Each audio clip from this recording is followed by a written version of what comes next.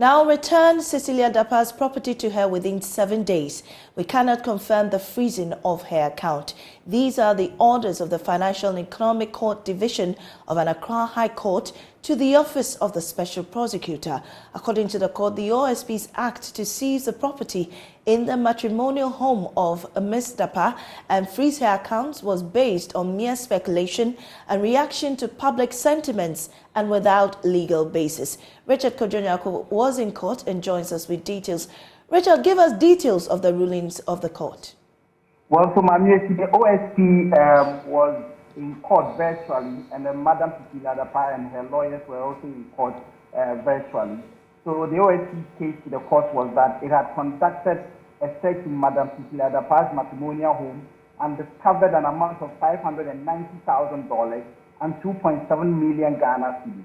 The OSP suspected that the property was tainted property, and based on that, went ahead to freeze the said property. The OSP also found an undisclosed amount of transactions in the two accounts of the former minister. The accounts were today named Societe Generale and Prudential Bank. The OSP said it suspected that the property in the account was tainted, and as they were investigating her for corruption and corruption-related acts, they went ahead to freeze it. The OSP made a point that the fact remains that the sources of the money remain doubtful, and thus went ahead to issue its freezing order. And so per the act that established the OSP, when an asset has been seized and frozen by the OSP, the Office of the Special Prosecutor needs to confirm at the High Court within a period of 7 days. Now, the case of Madam Cecilia Dapaah, so Madam Cecilia Dapaah opposed the application. It was a contention that the OSP had breached its own law by not confirming such a seizure and freezing of her account within the mandatory 7 days set by its own enabling legislation. And if the court goes ahead to confirm and endorse the act of the OSP, it may be giving its blessing to illegality, and that will mean the court will be condoning lawlessness.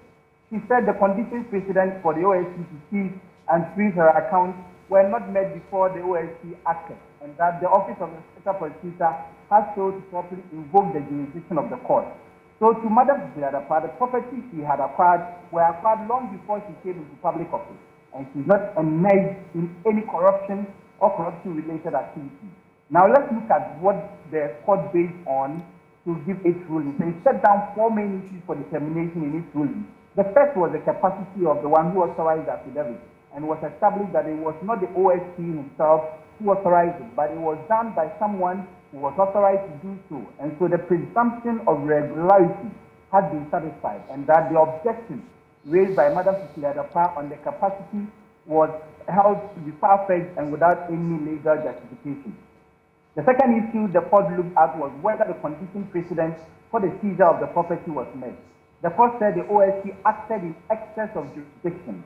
The OSP failed to confirm the seizure within 7 days, and the court cannot purport to do something illegal.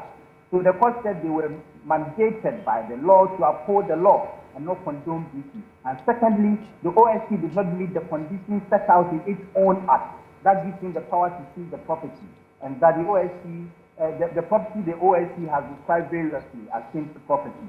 The court said the former minister had demonstrated that he was not concealing any property because the property the OSP found in her home could have been concealed during the subsistence of the criminal case, but the respondent did not do so, and that the OSP failed to justify any reasonable suspicion of the property being tainted.